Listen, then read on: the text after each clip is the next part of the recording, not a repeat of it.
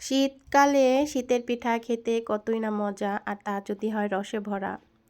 তো আসসালামু আলাইকুম, আপনারা সবাই কেমন আছেন? আশা করি খুব ভালো আছেন, আমরাও খুব ভালো আছি। আর আজকে বানিয়ে নিলাম দুধ চিতই পিঠা। তার জন্য এই যে চাল ভিজিয়ে রেখেছিলাম, সেই চালগুলো আমি এখন ব্লেন্ডারে গুঁড়ো করে নেব। তারপরেই তো আমি অনেকটাই মিহি করে ব্লেন্ডার করে নিলাম।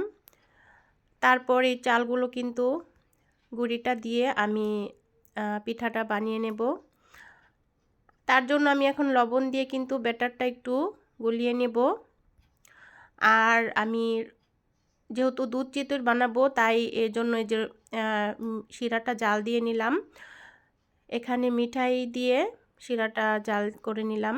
আর আমি কিন্তু খুব বেশি বানাবো না পিঠা, সীমিত করেই বানাবো। তার জন্য এই যে পরিমাণ মতো এখানে শিরার জন্য মিঠাই দিয়ে দিলাম। তারপর শিরাটা ভালো করে জাল করে এদিকে কিন্তু আমি এই যে আজকে মাটির যে হাঁড়িটা আছে বা পাত্রটা, সেটাই কিন্তু আমি পিঠাটা ভেজে নেব। আর এইটা এই মাটির এটিতে কিন্তু পিঠা খুব ভালো হয়। আর এই যে ব্যাটারটা কিন্তু আমি লবণ দিয়ে যে এরকম করে নিলাম, খুব বেশি ঘন না আবার খুব বেশি পাতলাও না। তারপরে যে মাটির ইটার মধ্যে আমি একটু তেল দিয়ে ব্রাশ করে নিয়ে তারপর কিন্তু আমি ব্যাটারটা দিয়ে দেব পিঠার জন্য।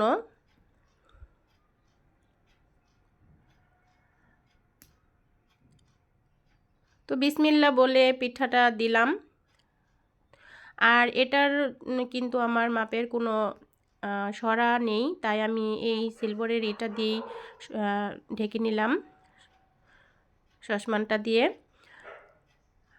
আর একটা পিঠা, এই যে এটা কিন্তু প্রথম পিঠাটা, আর প্রথম পিঠাটা কিন্তু খুব বেশি একটা ভালো হয় না। তো দ্বিতীয় পিঠাগুলো থেকে শুরু করে কিন্তু আমার পিঠাগুলো খুবই ভালো হয়েছিল আলহামদুলিল্লাহ। এই যে আর আমি কিন্তু একটা করে ভিজিয়েও নিলাম শিরাটা একটু ঠান্ডা হলে, খুব বেশি ঠান্ডা না, একটু ঠান্ডা করে তারপরে কিন্তু এই যে একে একে আমি পিঠাগুলো ভিজিয়ে নিলাম। তারপরে এই পিঠাগুলো আমি আবার অন্য পাত্রে তুলে শিরাটা ছেঁকে, যেহেতু পোড়া ইগুলো রসের মধ্যে যায়, আমি ছেঁকে তারপর কিন্তু দুধে জাল দেওয়া ঘন করে দুধ দিয়ে আমি এটা উপর দিয়ে ভিজিয়ে তারপরে যে পরের দিন সকালে আলহামদুলিল্লাহ পিঠাটা এতই নরম ছিল আর খেতেও কিন্তু মাশাল্লাহ খুব মজা হয়েছে। আর দুধ চিতই কিন্তু শীতকালে খুব জনপ্রিয়তা, এই পিঠাটা ঐতিহ্যবাহী পিঠা বলা যায়।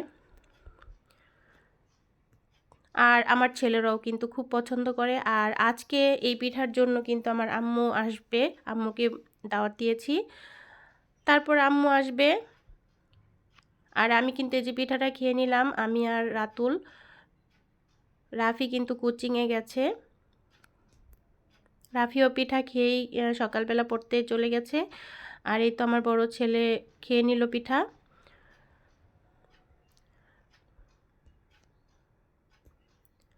তারপর পিঠা খেয়ে কিন্তু আমি আবার একটু বাজারে চলে যাব, যেহেতু আম্মু আসবে। আম্মু কিন্তু চাষের মাছ তেমন কি চাষের মাছ খাই না।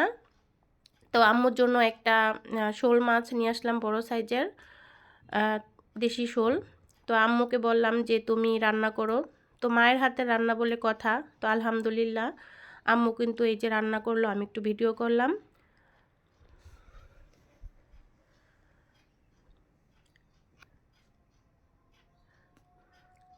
আর আম্মু কিন্তু একে একে কিন্তু শোল মাছটা ভুনা করে নিল, আমি একটু ভিডিও করলাম। তারপর আম্মু আবার শাক নিয়ে আসছিল, দেশি যে সেচি শাক বলে আমাদের বিক্রমপুরে, সেই শাকটা রান্না করবে।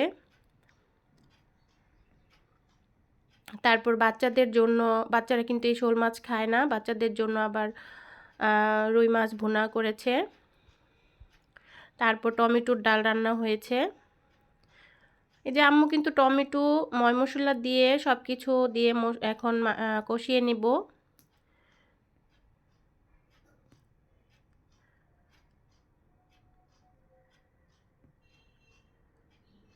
আর মায়ের হাতের রান্নার কিন্তু কোনো তুলনা হয় না।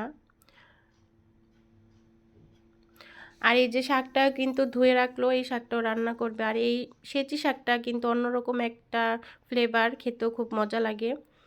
আর এদিক দিয়ে আম্মুকে আমি এই যে কিছু পেঁয়াজ আর টমেটো কেটে দিলাম। আর প্রেসার কুকারে ডাল সিটি দেওয়ার পর আম্মু কিন্তু ডালটা একটু ঘুটে নিল, তারপর ডালটা বাগার দিয়ে নেবে।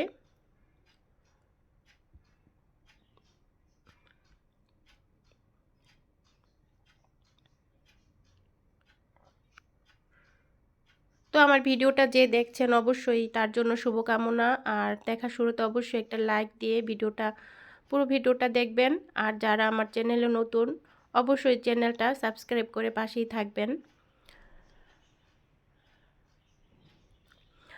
তারপর আমার দুই ছেলে কিন্তু জোহরের নামাজ পড়তে মসজিদে চলে গেল। আর বাসার কি অবস্থা, বাসাটা এখন একটু ক্লিন করে নেব।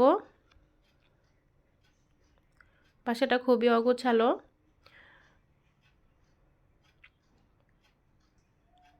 আর গৃহিণীদের কিন্তু সারাদিন টুকটাক করে কাজ করাই লাগে। তো আলহামদুলিল্লাহ। আর আমি যে এই যে এগুলো একটু গুছিয়ে নিলাম। আমার ছেলে কিন্তু খেলা করে যে উলট পালট হয়ে আছে সব কিছু, আম্মুকে একটু কেটে কুটে দিলাম। আর যে দেশি ধনিয়া পাতাটা নিয়ে আসছিলাম, সেই ধনিয়া পাতাটা কিন্তু আম্মু বেছে দিল। আমি কিছু কেটে দেব তরকারিতে দেওয়ার জন্য, আর কিছুটা ফ্রিজে রেখে দেব। তারপর আবার আস্ত কাঁচামরিচ দিয়ে দিল। তরকারিটা প্রায় হয়ে আসছে, এখন একটু জিরার গুঁড়া আর ধনিয়া পাতা দিলেই কিন্তু শোল মাছের তরকারিটা হয়ে যাবে। তারপরে আলহামদুলিল্লাহ তো মাছ ভুনা, এখানে শোল মাছ রান্না আর ডাল আর শাক রান্নাটা আমি আর দেখাইনি। তো আমার ভিডিওটা আজ এ পর্যন্তই। সবাই ভালো থাকবেন, সুস্থ থাকবেন। আল্লাহ হাফেজ, আসসালামু আলাইকুম।